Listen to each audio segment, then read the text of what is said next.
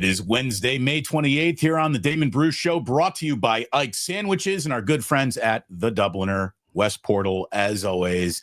And John Chapman is nice enough to join me today, the host of the 49ers Rush podcast and YouTube channel. He does incredible meetups on the road. 49ers fans, you know who John Chapman is. And let me tell you, John, I'm really happy that I know who you are too. After all my time in radio, I get thrown into this new space and I start looking around this new space. You're one of the first guys I found who did something that I'm like, wow, he's really good at this. I love what he's doing. I love how he's built this community, and you're great at what you do, man. So it's a real pleasure to finally have you on the channel. This has been a long time coming. I'm glad you're here. Man, I appreciate it. And big props to you, man. And like one of my favorite things about kind of this community that is whatever 49ers sports content, whatever you want to call it, is like, man, we do so much of it that who you are shows out. And David, you've been doing this for a little bit, and man, I just can't say thank you enough just for all the hours of entertainment that you provided me. And so, I learned early, just be who you are. If the people like it, they'll watch. If they don't, they'll find something else. And maybe I pride myself in helping people find something else, whatever that is. So glad to be here, man. Well, it's really cool. And as we were talking about, the show even started, you began as a podcast and then evolved into YouTube, where I take my YouTube show and then turn it around as a podcast. So that has you, even though you are now located in the Bay Area, you think most of your audience is actually coming from outside of the state of California because that's where you were found as a podcaster. Yeah, so like for the Bay Area people, you've got the radio stations. That's where you get your information. But, you know, me, I was born and raised in Dallas, Texas. And so I became a fan because I hated my stepdad, who was a Cowboys fan. And so, like, we had to find – I remember watching ESPN for an hour straight just so I get that 1-minute clip of Niners news. And then I'd rewatch it again, the exact same airing, just so I could have, like, I've got to get every single ounce. But now – with podcasts and all that stuff. And so we started off on podcasts. We weren't even on Spotify. Like, we were just Apple. That's all we were on whenever it was going on. And I think that it kind of got picked up with the faithful from abroad and overseas and, you know, all the Facebook groups and all that stuff. And so now we're, you know, I live in the Bay Area now, and we are infiltrating the 49ers fans that are in the Bay Area. But most of our fans, when we do these meetups at the road games and stuff, most of them live outside of California and outside the Bay Area. So it's nice bridging these two communities together. Were you a little bummed they didn't get the international trip? I was even talking to Kruger. I'm like, we're going. If they're playing in London, if they're going to Germany, let's go out for a week. And we kind of had a little pact we were going to do it. Then the schedule comes out. And I'm like, well, I guess not this year. Man, we actually hosted events in Mexico City when they were there 3 years ago. Rented buses, like, man, we had about 200 people going with us to the game and tailgate and all. It was like, I'll say this, I've been to Super Bowls and I've been to international game. I will never miss a 49ers international game as long as I am able. The fan experience is worlds above, at a fraction of the cost of what a Super Bowl is. Now, from the game standpoint, you know, seeing the Niners host number 6, that's going to be incredible. But if you ever have the opportunity, anybody, this is for everybody listening, international games, trust me, you will not be disappointed. There you go. I hope it happens on the calendar. I mean, I really do. I just got back from Japan not too long ago with my wife. Traveling is just the best thing you can do to open your mind and have a look around the world. It's a big, wonderful place out there. Anyway, look, if you want a big, wonderful sandwich, get yourself to Ike's this afternoon. I got to plug my sponsor, Ike's Sandwiches. If you are living somewhere where you don't have an Ike's around you, boy, I hope it's coming soon. He's got over 125 locations, mostly on the West Coast, expanding eastward. Check out Ike's Catering for your office. Have a Damon Bruce. I'm a delicious sandwich. You're going to like, if you don't like the show, that's fine. You're going to love the sandwich. I promise you that. And our good friends at the Dubliner, as always, I'm just rocking the t-shirt. Just happened. West Portal right there. You know, you got to like a bar that literally has a Muni stop right in front of it. So that takes care of half the battle. Get yourself to the Dubliner and tell them that the Plus sent you. Now, John, I know that your meetups are sponsored as well. So let's get that in. Yeah. So we are doing every single road game for the 49ers this year, all 8. Now, we don't do the Rams one because that's not a road game. Obviously, we take over SoFi every year. So whether that's Seahawks, Arizona, New Orleans, Houston, New York, the 49ers Rush road trip, we go out and we host a rally the day before. everything that we always do is family friendly. Kids are always free under 18 with a ticketed adult to every event we do. Obviously, they don't get the drinks and stuff at the tailgate, but all the giveaways and stuff. So we do a rally the day before, usually about 2 to 6 p.m. And then we host a 3.5-hour tailgate right before the game, all drinks, everything included. So all you got to do is go to the TickPick app or tickpick.com and just type in 49ers Rush. It'll pull up all of our events. You can get your tickets there. It's got all the details and all that stuff. So we go in and rent out these venues in different cities. Like when we're in Bourbon, when they play New Orleans, we've got a spot already on Bourbon Street. Can't wait. If you've never been, come check it out. Because trust me, you party with the faithful, you instant community. You're going to meet a lot of people and you're going to have a great time. So tickpick.com, search 49ers Rush, and all of our events will pull up. Absolutely love it. By the way, we are streaming on both of our YouTube channels. Hello, Edinburgh, Scotland. Hello, Connor. He's listening over on your side. We got Rob D, New York City, Niner Empire. We've got, how about this? One of my regulars, Red Jet, dropping the first super of the day, saying, great. Not enough snaps out there for John Chapman. Hit that like button. And indeed, Z snaps for everyone. It's great to see you all today. Thank you for being here. And John, let's just hop right into it, because this is a schedule that is an invitation to the 49ers to have a successful football season. I really hope that they accept this invitation and show up. If healthy, I think it's going to be a good year for them. Let's start with something real simple. What has you most excited about this team's prospects this upcoming season? The number one addition, it's not players, it's not draft picks, it's not even the fourth place schedule. It's the coaching additions. The fact that you brought in Robert Saleh, who I think most in the NFL consider to be a top 5 defensive coordinator, and replace Nick Sorensen, who he's gone. I'm going to say this on your show. I hope this is cool. I think he's the worst 49ers defensive coordinator in the history of the franchise. He gave up the most rushing touchdowns in franchise history. Could not stop anybody, not to mention all the blown coverages. That is the biggest addition. And you can throw in a bonus there, Brant Boyer, the special teams coordinator coming in for Schneider. I think that's huge. And even today, we're seeing even more of this overhaul of the special teams units, whether it's kicker, long snapper, punter, specialist, doesn't matter.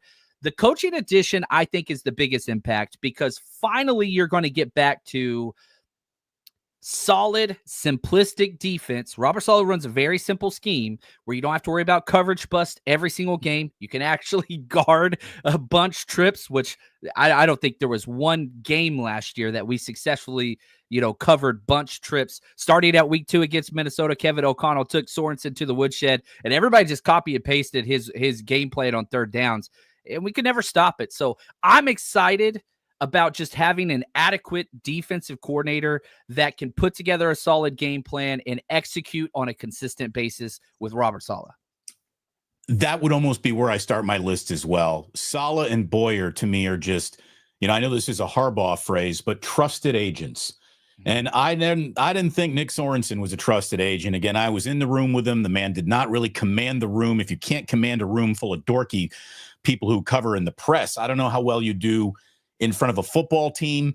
I also felt like last year, Kyle Shanahan got writer's block, the coaching equivalent of writer's block, and the pen that gives him the ink to write the chapters that I think he's so good at writing is back in Christian McCaffrey. And this is a huge, if healthy, I think this is one of the best players in all of football. And it's always out of sight, out of mind. And I think that we diminished and forgot the impact that this guy had, because Kyle Shanahan was running a pretty successful football team before Christian McCaffrey. And then this guy is the skeleton key that unlocked the 49ers' best offense and matrix that we have seen. Just having Christian McCaffrey back, I don't think that we can highlight that enough. And if he's really healthy and just 90% of who he used to be, that's still better than 90% of all playmakers in this league. I am curious. There were a lot of ifs there. You know what I mean? And I think this is where 49ers fans are, because Christian McCaffrey was out there breaking Jerry Rice type records with the touchdowns every single game. And just, what could he not do, whether it was receiving, rushing, just so consistent. Can you get that back? We saw him for 3 games last year, but not really himself. And then we finally get to that Buffalo game, and it's like, oh, you started to see the explosiveness. You started to see all that stuff, and then he got injured again. So can he be what he was? And you got to remember, the 49ers have Christian McCaffrey signed for not 1 year, not 2 year, but 3 more years. What is that going to look like? Is there going to be any type of load management whatsoever? I doubt it. If Christian McCaffrey's healthy, do you fully expect Kyle Shanahan to just say, hey, Christian McCaffrey, you're playing 98% of plays like you were pre-injury? He's got to have some coaching discipline. He has to. He has to get this player off the field, especially in matters in downs and distances that no longer are determining the outcome of the game. Like, he can't be out there unless it's a high leverage snap.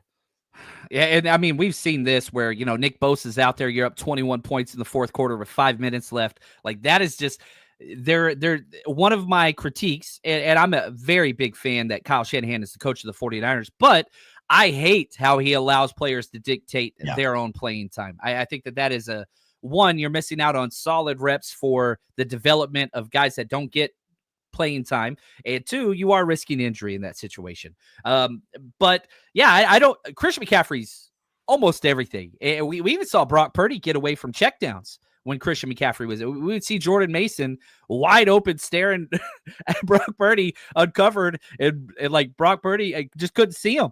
So I'm hoping that, with bringing back Christian McCaffrey, the check down, the efficiency, the red zone, that was the major red flag of the offense last year.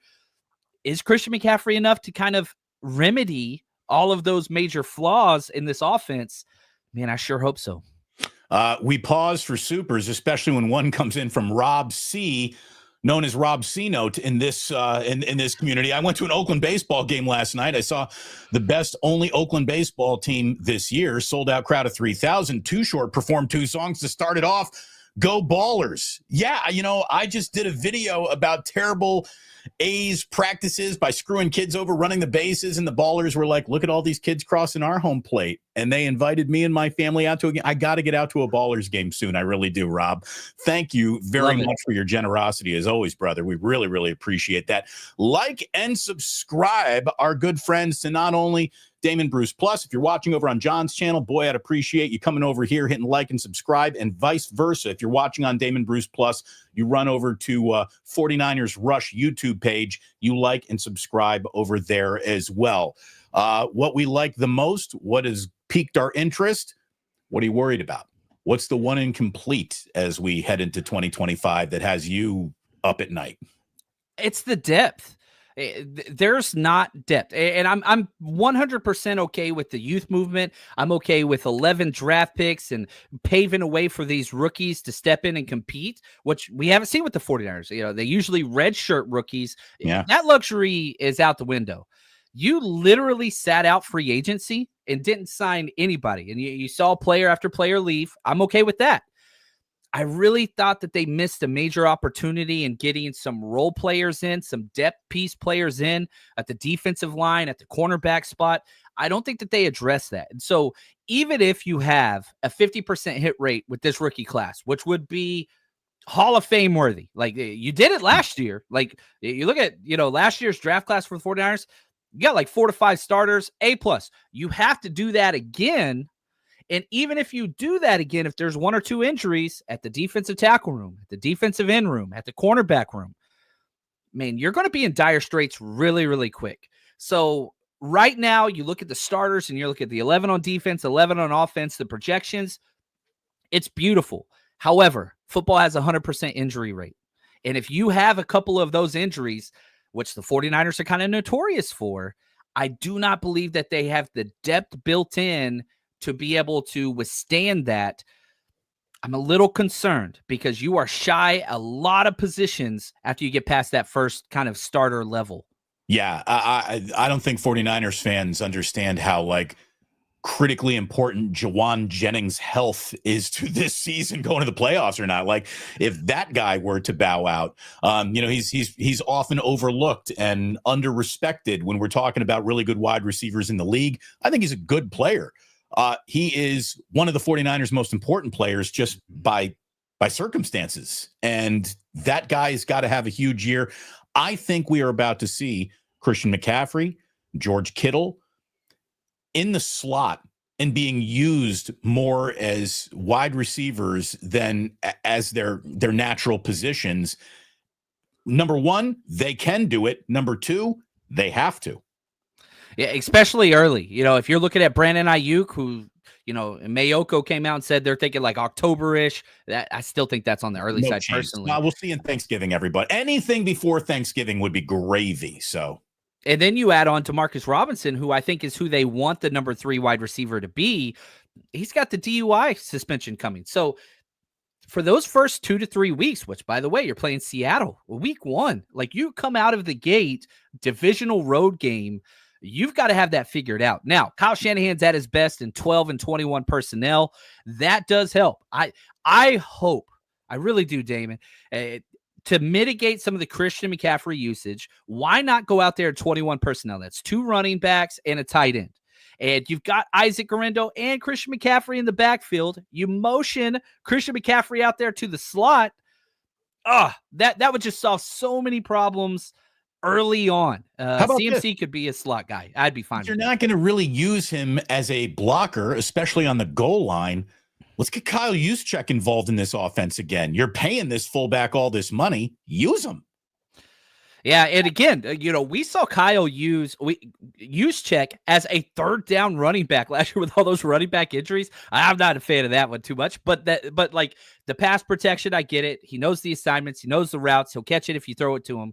But yeah, in the short yardage, man, let's stick to that 21 personnel. Have Kyle Juszczyk in that fullback role, get some fullback overruns. Oh man, you remember this dude scored multiple touchdowns in the Super Bowl. Like he's still efficient.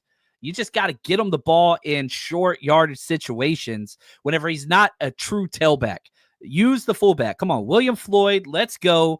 Let's go back to the old school, man, the Omega sign. I love that. I think that's what they need, a little old school thumping.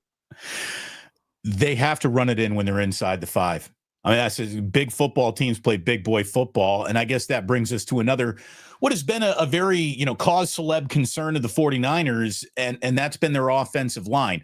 Better than a lot of people want to admit, but not as good nearly as what we saw, just win a Super Bowl. I mean, I thought that the lesson of this year's Super Bowl was simply trench warfare matters again in football.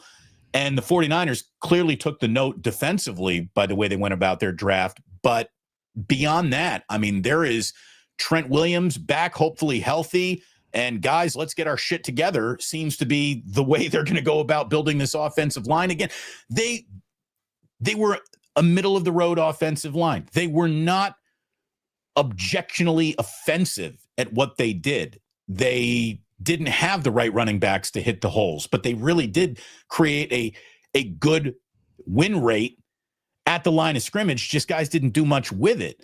I'm a little bit worried, but I'm also like, I think I'm talking myself into just letting it happen before I declare it a failure before we even get going. Like I'm the guy who thinks Colton McKivitz is actually a little bit better than a lot of people want to give him credit for. I'm with you there. I think the right tackle position in the NFL is the most devoid of talent of all 22 starters, offense, defense. There's just not a lot of good right tackles. There really isn't. And we saw what happened to Jalen Moore. He gets $15 million a year to the Chiefs. I think Colton McKivitz is going to get more than that next year. But the approach that the 49ers are taking with the offensive line, Bruce, is, man, we're going to get a lot of bodies. And so, like, I talked about depth being a concern. There are bodies on the offensive line. I think you have 4 legitimate contenders for that left guard spot. Ben Barch, Spencer Burford, not Colton McKivitz, the other longtime draft pick, and you've got Connor Colby, who they just drafted. Nick Zakelj is who I was referencing a while ago. So, like, you've got, like, who's going to win that job? I think they want it to be Ben Barch. He's on a 1-year, $1 million deal. So, like, where is the, like, faith or confidence in this? We've got a lot of bodies. Now, the Kyle Shanahan offensive line and Chris Forster buys into this philosophy as well. It's very O-line friendly. If you can move and you have the athleticism, we can make up for a lot of your power or strength concerns Think about Jake Brendel, probably worst play strength of any center the past decade of the 49ers, but he is very, very athletic. And so they're just saying, look, our scheme, the play action boots, we're going to get it on short third down yardage. That's going to make up for a lot of our inefficiencies. But you do see, you talked about, the Eagles just won the Super Bowl. Well, they go out and they draft not one, not two, but 3 offensive linemen in the draft. You look at the Lions, they draft 2 more offensive linemen. They're returning all starters. Some teams put a priority on the offensive line. The 49ers are not one. The 49ers are the only franchise in the NFL that have not drafted a tackle or a center in 3 consecutive drafts. Wow. I never even, I did not know that. That's, it's embarrassing. So is that the blind spot? Is that the blind spot of the Shanahan regime? And will that ultimately be the reason why this team isn't just keeping up with trends? I think, and John Lynch even talked about this. Well, there was a tackle we were going to get, but the Raiders took 2 offensive tackles right before them in the draft. The 2 picks ahead of them. Raiders had back-to-back picks, and I don't remember the tackles off the top of my head, but I think that one of my draft axioms is that quarterbacks, offensive tackles, and defensive ends always get pushed up the draft. And so whenever other teams have such a premium that they place on offensive tackles, and then you have the 49ers that are just kind of like, meh, they're not going to be there whenever it's your turn to pick on the board because the 49ers just don't value the position like other teams do. They put a premium the other teams do. And that's, I don't think that, the 49ers went into this draft saying 3 consecutive years, guys, no centers, no tackles. Let's keep it going. But these other teams put such a high priority on those spots. You're kind of left, musical chairs. Sorry, they're all gone because other people push them up their board where the 49ers just do not. Dale, who's coming in from your side and your channel, says the Niners can't pound with this line in the run game. At most 1.5 seconds of protection in the passing game. Is it good enough to win? It is good enough to win.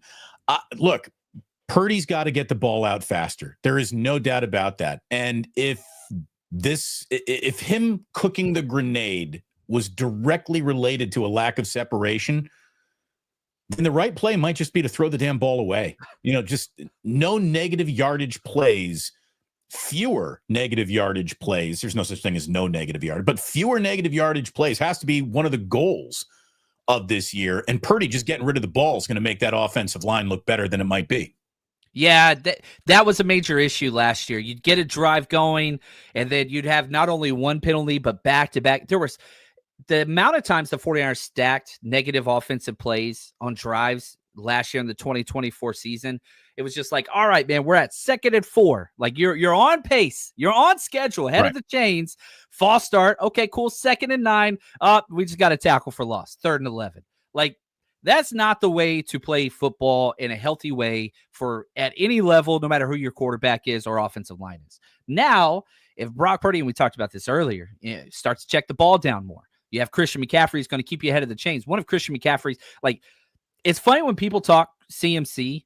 What makes Christian McCaffrey so great, it's his vision. It's not speed. It's not elusiveness. It's just he sees where I can get what I need to get at all times. Yeah. He's not big. He's not fast. He's not even that fast. He's not even one of the fastest running backs on the team. But he just always sees where he's supposed to go, even whenever it's not there. And so whenever the worst vision on the team is Isaac Orendo, who you were very dependent upon last year, continuously runs into the backs of his own blockers. So if you just up the efficiency of the run game a little bit, and you get yourself in 3rd and shorts, that makes it where the defense cannot pin their ears back. And you don't have to do so many empty sets. I hate it when Kyle Shanahan goes empty. It's like one of my biggest pet peeves. Like the threat of the run game forces the linebackers to play run pass, and the threat of the run game forces the defensive line that you're going against to stay in their lanes and occupy their linemen. It feels like so many good things flow from play action, and you're basically saying you're getting no play action on this play. It is weird. It's also odd that Kyle Shanahan seems to object to the concept of hurry up offense. Like, where is your no huddle offense? There is a pace at which he plays that is a little too paced out at in closing moments of games. And with his, incredibly poor record of winning when behind in the fourth quarter, you think that this would be some internal, inventory that he's taking of his own job as a coach. And I hope that Kubiak is empowered to just say, hey, Kyle, we gotta pick up and go when the clock says so. This is one of the inherent flaws in the Shanahan scheme. And this is Father Kubiak, Father Shanahan, like this, the coaching tree, the offensive philosophy is this: we're going to get the best play at the best situation. So this idea of, well, let's just turn it over to the quarterback. Let's get the spread call. We're calling everything. No, Kyle Shanahan, I guarantee you, if Kyle Shanahan watched those types of offenses, whether in college or whatever else, he's disgusted. Like, that is just not in the wavelength or understanding of how you call a good football game. That's not what he believes. There's a certain play that I want in this situation. So we're going to huddle, we're going to call that play, and we're going to give two audible trash calls that we could check to just in case they don't give us the light. Like, he has to have control. And this is a big reason why you have this, like the other side of this coin, Damon, is the 6-minute offense. Kyle Shanahan's better at anybody at running the clock out, because that exact same thing. There's a perfect play call here. Being a front runner sounds like an insult, but it's not when you're in the lead and front running. Like, he's a great front runner. But you're right. Coming from behind, not his repertoire. And it's never going to be. And I was, one of the things about the 2024 offseason that I thought was crazy is we never saw the 49ers win a game where they weren't out in control of everything until they got to the playoffs. They had a come from behind victory against the Packers. They had one of the biggest come from behind victories ever versus the Lions. And then in the Super Bowl, Brock Purdy walked onto the field not once, not twice, but 3 times in fourth quarter and overtime, tied or trailing, and walked off the field with the lead. And I thought that this was the opportunity for Shanahan, and even Purdy to a lesser extent, to get rid of that kind of narrative that, hey, can't come from behind. Like, they did it 3 times.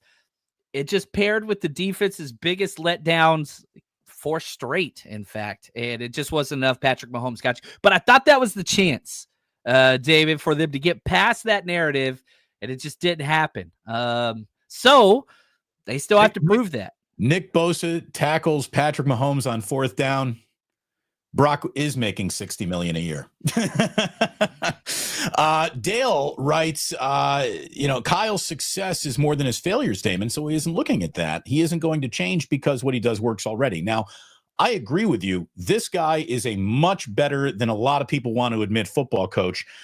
When other football teams are copying what you do, that is an acknowledgement that you got the right guy for the job, whether or not you won the Super Bowl that year, or he's dumped 2 Super Bowls, whatever you want to say. Shanahan is good at what he does.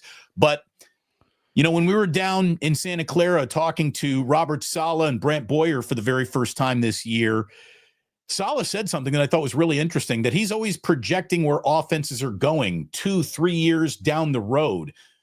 In other words, you have to evolve. No matter what you do well today, you're going to have to stack something more on top of that tomorrow, because everybody's studying what you do well. You're not going to creep up on anyone. And I think Shanahan lost his joie de vivre as a coach last year, and all of the, like you were talking about earlier, John, we're going to use this play in the first quarter to set up a play in the third quarter that you think is coming, and the opposite happens. That's great, but it's happening less and less. It's more infrequent. And I think that, other coaches pick up on your trends, especially when they study you 6 days a week. So Kyle is great at what he does, but he also needs to evolve. And hopefully Christian McCaffrey helps him get back to that. My skeleton key is here to unlock the corners of my playbook, and I can do what I want again. That's what I really, really hope. John, I thought that the 49ers did a pretty bad job selling some of the tough cuts that they had to make in the offseason. And as you wrote on Twitter, and I don't think even 49ers fans understand this, the 49ers have about $52 million in cap space, which is second in the NFL. They have 18% of their salary cap unused. and can roll it over or fluff contracts going forward the way that they just took care of Warner and Kittle. The 49ers are not now financially hamstrung and optionless because Brock Purdy's making so much money. And it seemed like that was the number one fear. Pay Brock X, the rest of the team can't do Y. That's not about to happen.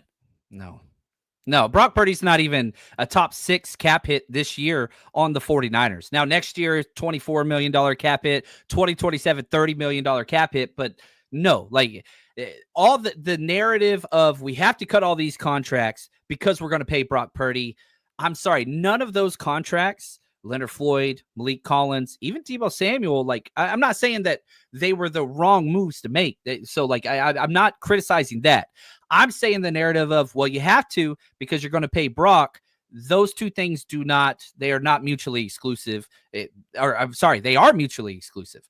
The problem is this. And when you asked me, I think the first question, what are you concerned about? I'm concerned about the depth. And I'm not, people are like, well, who would you have signed? Would you have signed Joey Bosa? No. I'm not talking like these big 12, 15 million, $20 million a year players. I'm talking about depth pieces that you have the money right now to go get. There's still free agents out there, and maybe they will add some of those. But the way in which the 49ers cut $7 million off of George Kittle's contract extension, they cut $18 million off of Fred Warner's cut, which we just got those numbers this morning. That's $25 million in and of itself on those 2-year extensions.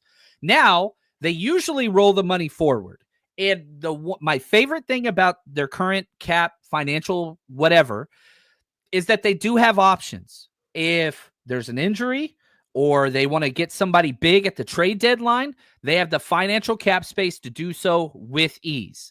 Now, let's just say, hey, magically, nobody gets injured. All the rookie class hits, home runs. We're great. Get into, the trade deadline. We'll just roll all that money forward. Because again, whenever you're looking at it, $52.3 million cap space available.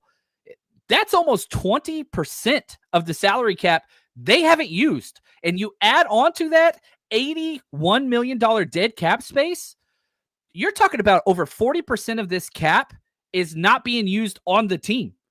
So you're operating at 60% what teams are allocated to use by definition financially. You are not optimizing what you can for this year. And I get it with what happened last year. And I know that the 49ers are a perpetual roll the cap space forward team, but you're competing against team using only 60% of the cap that is allocated to compete. That is an issue that I don't like, but it does give them ways in which that they could, kind of step forward with that. I would like to have seen them added more off the street free agents, undrafted free agents, like you said, just to get more bodies in camp. And maybe you find a guy. Odds are you don't, but maybe you do. And I wish I wish the NFL at large would just expand rosters. I wish they would grow the game day roster from 50 and change to 60. And I just think that the consistency that football sometimes lacks on field is because you got guys getting thrown into games and they just met everybody on Wednesday. I'd love to see the sport allow its teams more consistency by doing that. And again, I know this is something that Kruger and I have talked about. They didn't go out and sign an awful lot of off the street guys. The chances of them making the team or just being practice squatters are probably better than, okay, now here's the difference between you winning the NFC title game or not. But like you said, depth. You never know when you're going to need it. And it feels like they have money to spend. I will say this, though. It is clear football teams don't care about dead cap space. So why should we? I feel like fans love to have general manager anxieties, and that's fine. But these GMs have no anxiety about dead cap space. Sometimes it's really detrimental, I guess. And other times you can walk away from Russell Wilson's contract and still go to the playoffs, Denver Broncos. It's the way it goes. And, the 49ers lead the NFL, 81 million, like by a considerable margin. Next year, they fall to about $20 million dead cap space. And so, yeah, I'm with you. And you're seeing this again with the void years and all that. Like, it's it's a new way to manipulate the salary cap and kind of all those things. And Roger Goodell's come out and even said he doesn't like it. He wants to add some adjustments. And the 49ers are one of the biggest culprits as far as this management. And now this is the positive side of it, because they take advantage of some of those loose restrictions. You have people like Roger Goodell saying, hey, if this doesn't fix itself, I'm going to step in because this is forcing some of the owners to spend more money than they're comfortable with. And that's who signs Roger Goodell's paychecks. I'm glad that you brought it up, because I actually have the tweet here from Warren Sharp, who, again, I think is one of the sharpest guys, no pun intended, covering football. He says Roger Goodell doesn't like the integrity of the salary cap system right now. There's a strong trend to creatively raise contracts in cash, but down in the cap hit with void years, and it hurts some teams. 85% of the NFL is now cash over cap. And look at what Jed York just did. Sells off a percentage of the team that has a ton of liquid cash flowing in. He goes out, splashes it around Purdy, Warner, and Kittle. And you're right. The 49ers are the problem that Roger Goodell has with the cap right now. And I wonder if he were to put up barriers to the way Parag goes about business, how quickly they would have to go. Like, here's the thing. We all know this. There's no such thing as a rule that smart people aren't immediately looking for loopholes around. Smart grace, baby. Yeah, thank you. That is the job. And if I feel like the NFL could solve this, but they also want the salary cap very much to be a manipulatable illusion at the same time. So say whatever you want, Roger, about not liking the system. It's the system you guys insisted on in several CBAs. Yeah, and this CBA signed through 2030, which is the last year of Brock Purdy's deal. Let's just look forward to that crazy mess in 2030 even more so. But, this ain't changing. We've got 6 seasons, including this year, of this CBA, and I think everybody's relatively happy with it. But this, and again, I can guarantee you the Cincinnati Bengals owner, the Cleveland Browns owner, they're the ones that are going to Goodell saying, fix it. We don't want to pay this much money. And, you look at Jed and, he's top 10, kind of net worth amongst the owners. And he even had to sell a portion of his ownership to get these cash deals done. I'm not mad. It's not my money. Right. That beer is going to be $17 no matter what they do. So, there you go. By the way, Dale, thanks again for the super. Barry Ford, bang, bang from Memphis. Happy that Salah's back home. Excited about this new D. Mary sends her love to you and the missus. Great show. 4 for the Ganja Jar. Thank you very much, Barry. We're going to round that up and call it $5 going into the Ganja Jar. We thank you very, very, very much. Let's, John, talk a little bit about TJ Hushmanzada, who just said, I believe this morning or yesterday on FS1, saying, I believe they overpaid Brock Purdy. He says, I would have given Brock around $47 million a year. That would have been the most I gave him. And what he clearly doesn't understand is that the new money is $53 million over 5 years, but Brock is still making $5 million this year. So that means it's really a 6-year deal that averages out to $45 million a year. So the money that you're saying you were willing to give Brock, the 49ers actually gave them less than that, TJ Hushmanzada. And the biggest problem, one of the biggest problems football has, is it's the most consumed sport, yet least understood still in America at all times. Not just in terms of X's and O's, but all the business aside. TJ Hushmanzada is somebody who's on TV who, instead of explaining what's going on, is getting things wrong. He doesn't even understand it. And you know what? He and these players who played about a decade ago still have numbers locked in their minds for positions, for talent that no longer exist. And there has to be, again, something that I've been talking about with Larry, with anyone. $20 million a year is about to be a yawn for any starter in football. If you are a starter who will not be replaced by injury, you're a $20 million a year conversation that's about to happen. The cap is exploding. It will not stop going up. So everyone tries to take a number today and fit it into an equation tomorrow, and they haven't even seen what that equation looks like, and they're complaining about it. Well said, Damon. And talking about the cap going up, this is the last COVID exemption year, 2025. Next year is going to be astronomical with the TV rights deals and all that stuff. So, like, what your deal looks like today, and I think Brock Purdy, you talk about that $45 million. If you pay a quarterback, in my opinion, the basis is this: is this somebody that can win primetime games? Is this somebody that can win in the playoffs? And if you could answer those two things, you keep that damn quarterback. If you can win in the playoffs, you keep that quarterback. I believe that. Now, I understand quarterback wins are not just a quarterback stat and blah, blah, blah. I don't care. Right. If this is, and again, I just talked about the Green Bay comeback, the Detroit comeback, and 3 times in the Super Bowl in the fourth quarter and overtime, you pay that guy.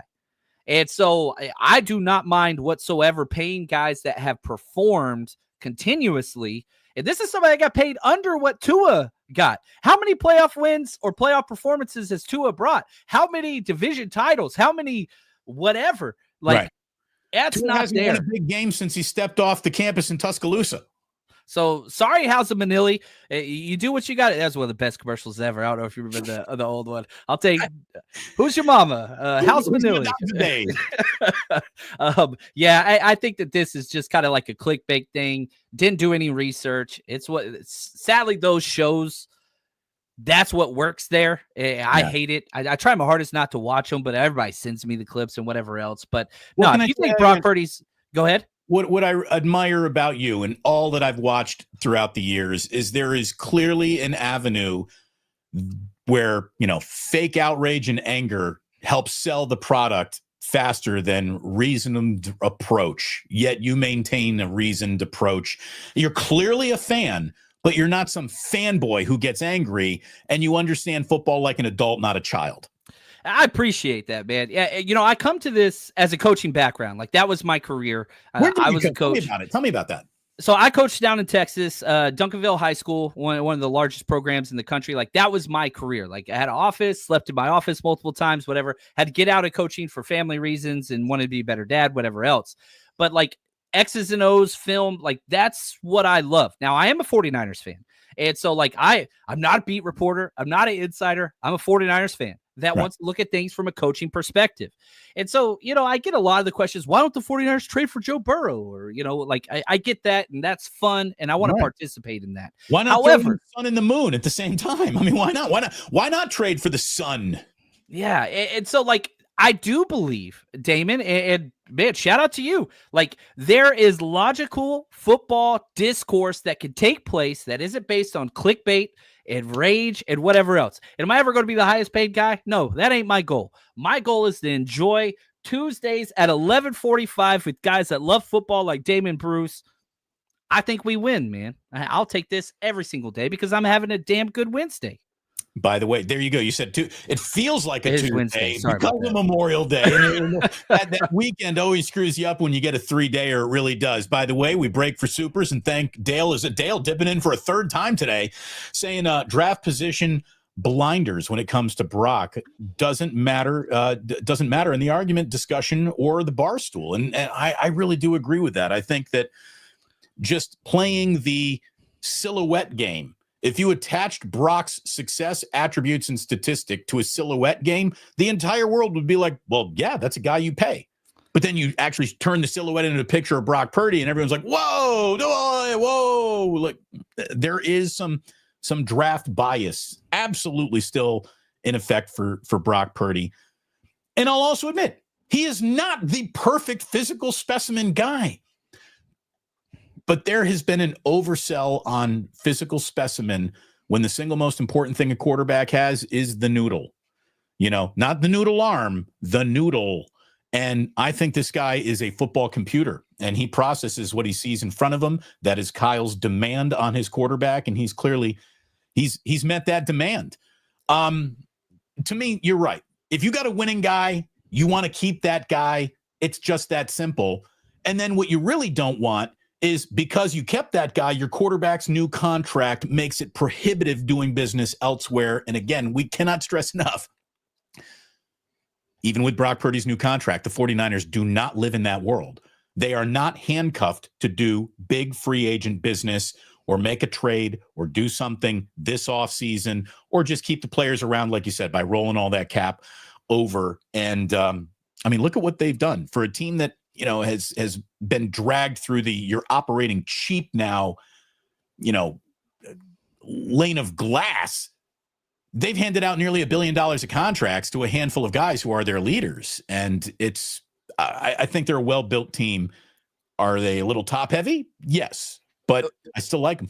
One more just quick thing about the Brock Purdy contract. Yes. Okay, if we jump to 2027, 3 seasons from now, Brock Purdy's cap hit is 16th among quarterbacks right now. So in 2020, now think about all the new quarterbacks, Right. all the quarterbacks, like 3 years from now, Brock Purdy's salary cap hit is 16th among quarterbacks now. Right. Geno Smith has a bigger contract hit 3 years from now. Like, this deal was so friendly to the 49ers cap structure for a long time. Who will be the first $70 million a year quarterback? Jaden? It should be Jaden. But if I was one of those other 5 teams that got quarterbacks, I'm getting that damn deal way before Jaden. 100%. If I'm Bo Nix, I think Bo Nix gets signed first because he's the oldest. Like, that Bo Nix deal is probably going to be first, and then Caleb, and then probably, I don't know, Drake May, a little dark horse here. I think Drake May might be the truth, man. I'm kind of a big Drake May guy. Yeah, I think he's got something. Drake May's got more scoot in his game than people realize. That guy can run. He's an athlete. He really is. When it comes to slowing down the run, I mean, it was clearly the priority of this season's draft. Mikael Williams was a player that I think sort of gave everyone a little bit of pause, felt like maybe a little bit of a reach. Then you heard that, man, they were even trying to trade up to make sure that they got him. So they are 100% sold. And it feels like the football world is starting to march in this might be the guy direction. The defensive rookie of the year buzz from the latest ESPN article is, the first to say, hey, they might have gotten a real one here. I got to tell you, though, the way that Alfred Collins and CJ West play together is what I'm most excited about on this defensive line. Now, I hope, Mr. Williams shows everyone why he was the number 1 pick, and we're going to be in awe of the guy with 5 weeks into his career. That would be great. That would be fantastic. Having gone to Indiana, I watched an awful lot of CJ West, and CJ West hadn't in his entire life had a player the size of Alfred Collins around him. He was the guy absorbing the blocks and looking to clean up the crumbs of other plays. The fact that CJ West now gets to clean the crumbs around Alfred Collins, who is a gargantuan human being, and I hope he's healthy and ready to go here. I am really excited about the two of them on the defensive line, and I think this is where Robert Saleh is going to show everybody. Let me show you what a little coaching looks like here. And I will say, of both the defensive tackle, Alfred Collins, CJ West, they didn't really play the same style of defense. They both were 2 gappers. They both were run stuffers, and I think they can do that. But, Chris Kusaric and Robert Saleh, that's a 1 gap penetrating defensive tackle, 3 technique shade style defense. That's get upfield. We're not crossing linemen's face. We're not, doing all that stuff. Right, so we're not stunting and curling all over the place. There's a little bit more of a projection with those 2, but the foundation is these guys are going to stop the run. We're going to force 3rd and long. We're not going to break the record for most rushing touchdowns allowed by 49ers defense again. That's not happening this year. So what you're doing is you're forcing them into 3rd and longs. Then you're hoping the back end kind of takes care of things. And both CJ and Alfred Collins can morph into this penetrating pass rusher. And I think that both can, especially Alfred Collins, because there's different ways to impact the passer.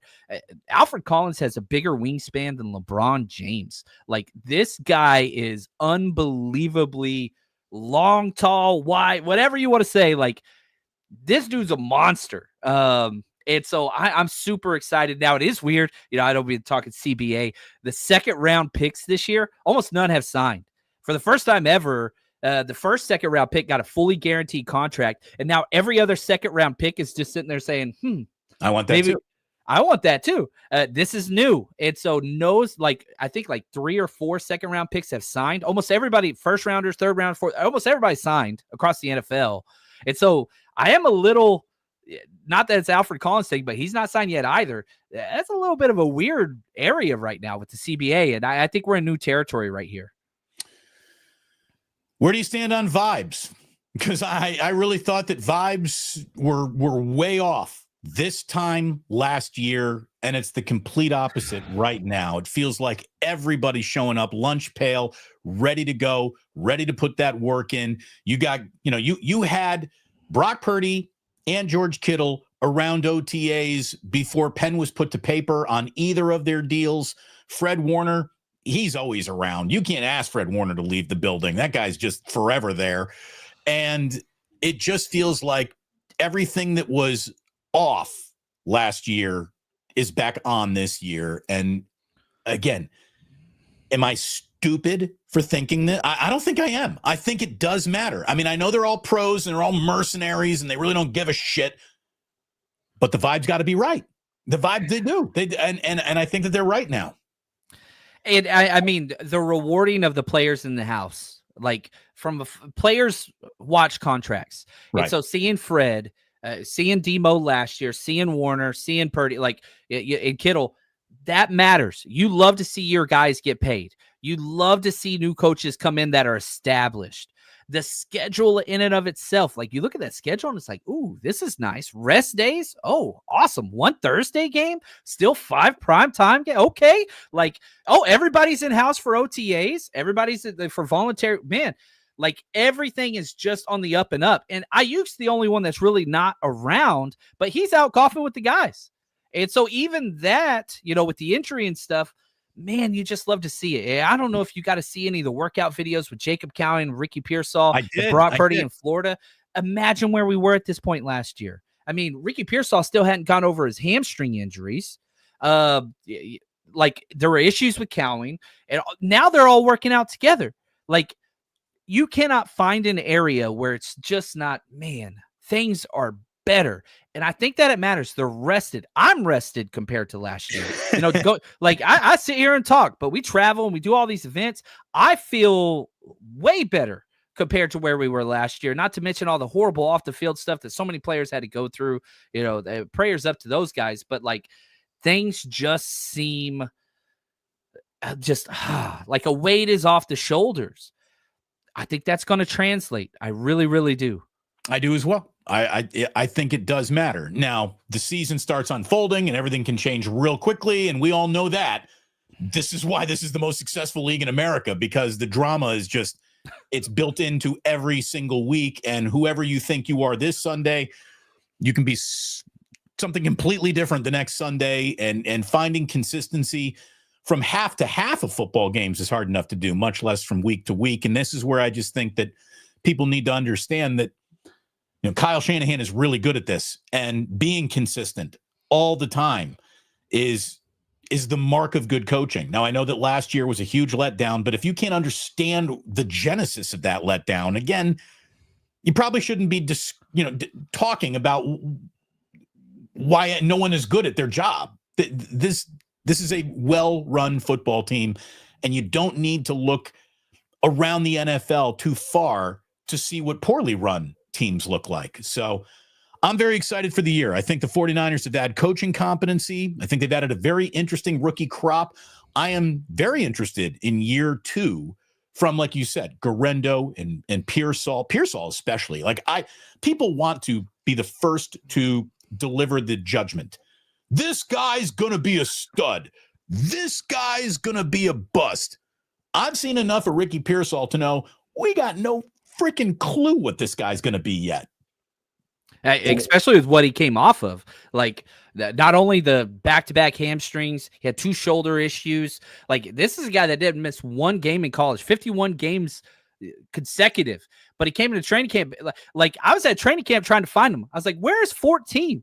Like, that dude had the fewest amount of snaps ever in a 49ers training camp. That dude had no practices. Then you have the gunshot.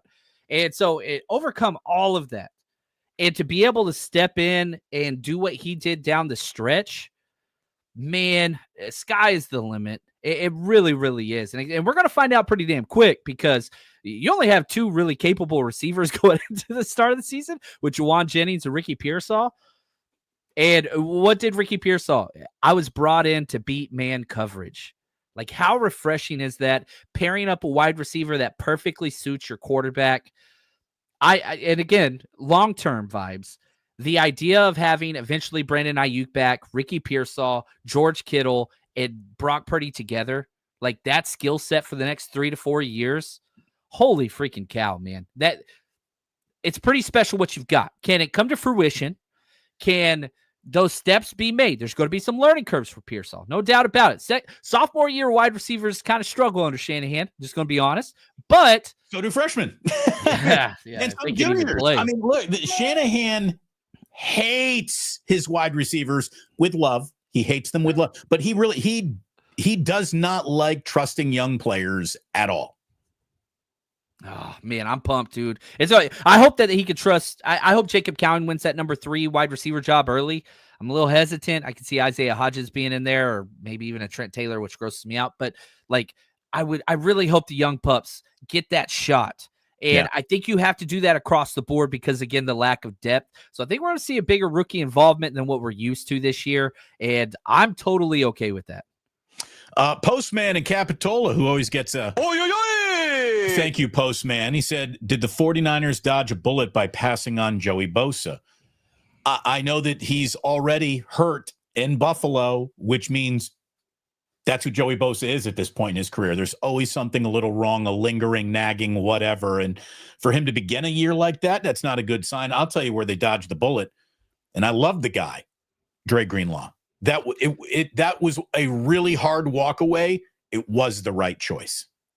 And I don't even know if it was a choice the 49ers made. They offered more. Eventually, they came in late to the party. Yeah, but we'll see how that pans out. I think Trey's going to be ready from the reports I saw that it wasn't near as bad as what it was. But, yeah, he's got a lot to overcome. He was my favorite player on the team, man. So I wish him nothing but the best. I think that Broncos defense is going to be scary. But, yeah, he's missed a lot of time. And I have no problem getting younger. Do I think Nick Martin's going to be able to step in and take that? The opportunity's there, and I sure as hell hope he does. Did you have a conversation with Nick Martin recently? Yeah, we had him on the show a couple weeks ago, and it was just a blast. He's a Texas guy, too, so, like, we grew up not too far from each other. But, like, man, his personality, the best thing that came across was I was like, man, what are your plans rookie year? Are you trying to start right away? Or I couldn't even finish the sentence. He's like, yeah, I'm starting week 1. Like, his mentality is just film, aggression. Like, he's got the right makeup. The film's fun.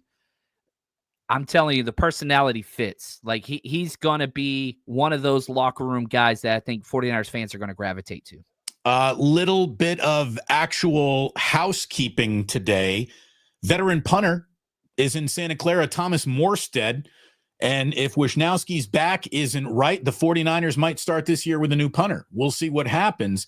17-year career guy, 2 stints with the Jets, including his last stop where he was obviously being coached by Brant Boyer, who is now the 49ers special teams coach. And again, just right there alone, 49ers get better at keeping their running lanes on punt attempts. That could be 2 more wins right there. Right. You cannot be worse than 32nd in special teams. There is no 33rd. So they can only improve there. And I guess that brings us to everybody's $50,000 question. You trust Jake Moody? No, the answer is absolutely no. Now, I am okay with giving him a chance and having somewhat of a camp battle. This is not a camp battle with Greg Joseph that they brought in, who hasn't been able to stay on one team for multiple years. Like that was kind of the bummer. And when Brant Boyer had his first press conference, he's like, he got defensive real quick. What he say? He's like, every single team had him number 1 kicker of the draft day. Like, it was like, whoa, calm down, man. All right. Like, you kind of feel it. And so I will say this, like there's the Kyle Shanahan loyalty program where he brings in all the players and coaches and people that know his dad and him. Brant Boyer's got a little loyalty complex too. Not that it's a bad thing, but man, you're bringing out the old hats. You got a 40-year-old long snapper. Morstead's been around for 17 years. Greg Joseph been around. Like you're bringing in some old, I got a little grays. I got some grays up here, my man. And I might be going out for a tryout here soon for the 49ers special teamers with Brant Boyer. Look, the old gray fox is in the room.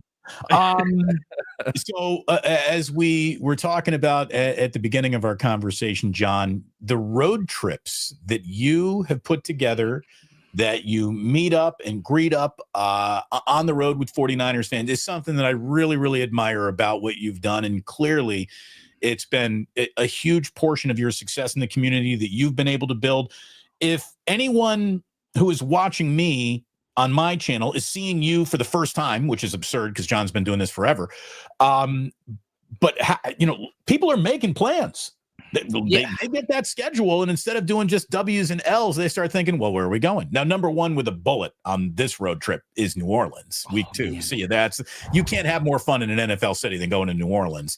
I'm sure you're looking forward to that one. Starting up in Seattle will be fun too. If people want to learn more about the road trips, your meetups, the 49ers rush trips, how do they go about doing that? And where do they sign up to know where you're going to be with every road game? Yeah, go to 49ersrushroadtrip.com, okay? 49ersrushroadtrip.com.